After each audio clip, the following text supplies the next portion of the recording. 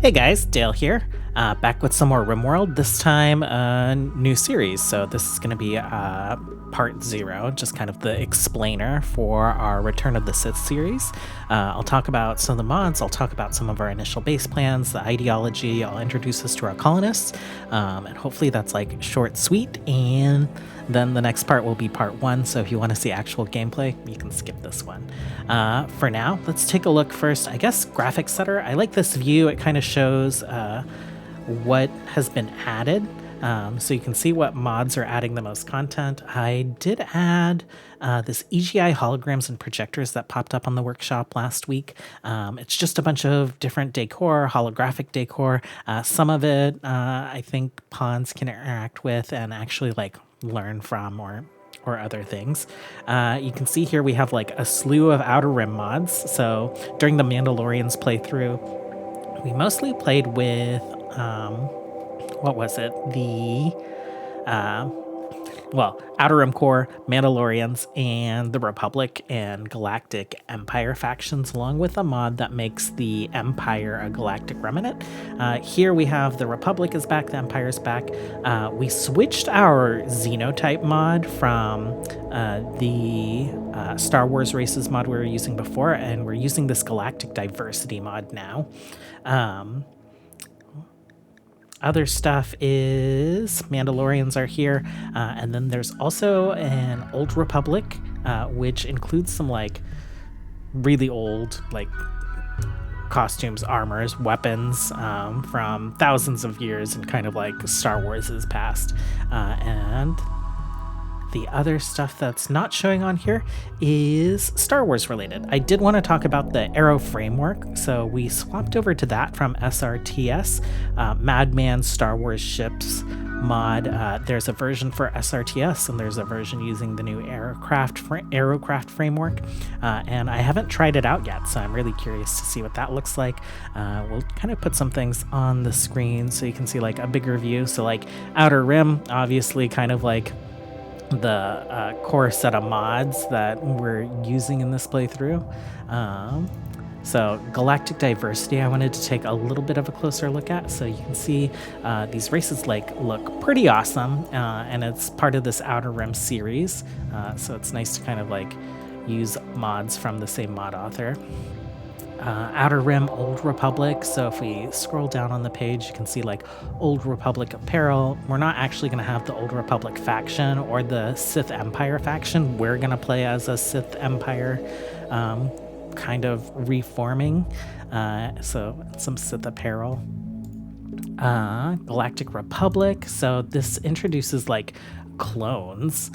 So more weapons, more armors, and Fett clones. I think we're going to be treating the Galactic Republic as our nemesis for this playthrough. We're going to do the same timeline kind of as the Mandalorians playthrough, where it's like post-destruction of the Galactic Empire, there is a galactic remnant around, and there isn't a like New Republic faction, so we're just going to treat this Republic faction as if they are the New Republic. Star Wars The Force. So we're doing a Sith playthrough. We're using the Star Wars The Force mod. Primarily, I'm interested in it for the lightsaber offense, defense, accuracy, and reflection. The powers are neat, but they're not as developed as some other mods are. So we're going to supplement our Jedi powers with psycasting. If we scroll down through and look at some of the trees, some of them kind of like make sense, like an empath, like Sith manipulating emotions. What is it? Protector, so like buffing your folks, combat buffing. And some of them don't necessarily make sense for like a Star Wars Sithy playthrough, like Chronopath. So I went ahead and I removed some of these trees from the mods so that it's a little bit more Star Warsy. Like the Frost tree is gone, the Chronopath tree is gone.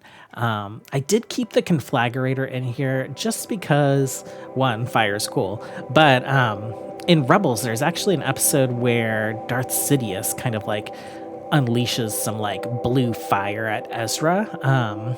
And so I was like, okay, whatever. It's like a stretch, but we've seen Jedi and Sith do all kinds of like random crazy stuff throughout like various Star Wars stories. So yeah, we'll keep some of it in for a little bit of just kind of like mixing things up. We are using the Star Wars lightsabers mod that's been around for a long time as well. And then the last one that I just wanted to pop up here, you can see it's a lot of content, the EGI holograms and projectors. It's just a lot of like decorative stuff. Like that looks pretty cool. I think if we could have like a crazy looking Sith shrine or temple or whatever and use some holograms, like I'm all about it. Okay, what else is going on? Let's go ahead and let's load up our start, and we'll take a look at our colonists and our ideology and just kind of our initial plans.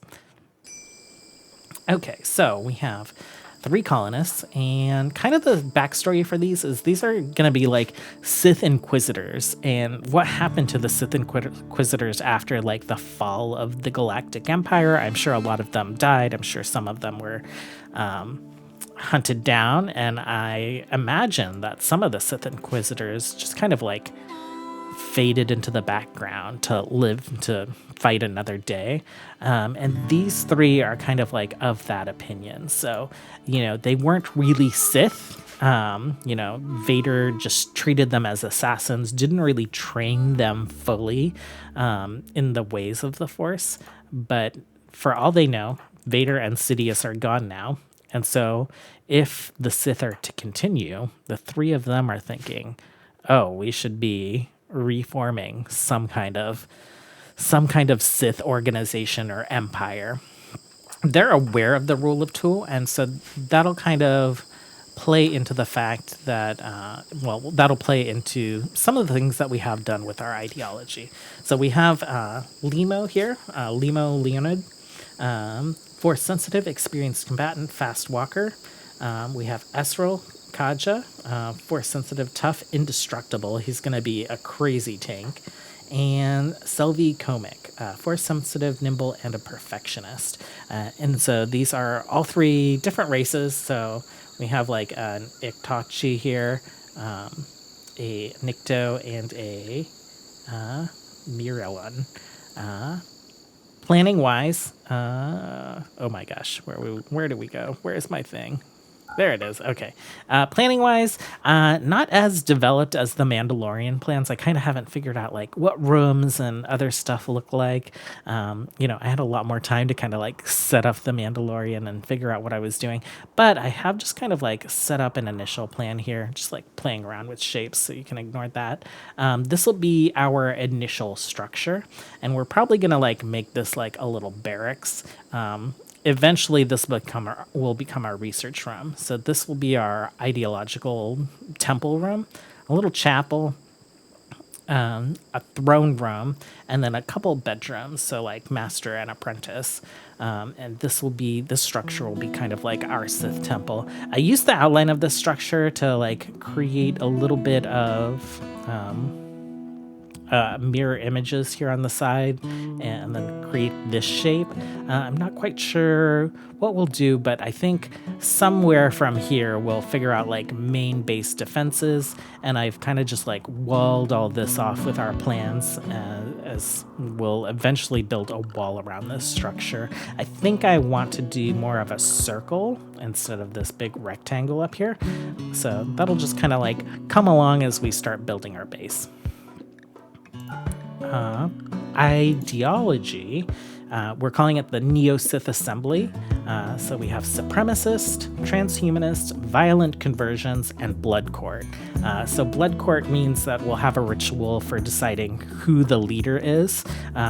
Someone will challenge someone, and the strongest pawn will become the leader. The weaker pawn will die. And I figure, we'll come across other force-sensitive pawns. We'll bring them in to train them as like assassins or warriors. Maybe we'll have these guys take up apprentices of their own and see who can kind of like wrest control of the empire as they try and build it. Precept wise, oh, we did have to have like 4 deities because the base structure is that this is an eldritch cult.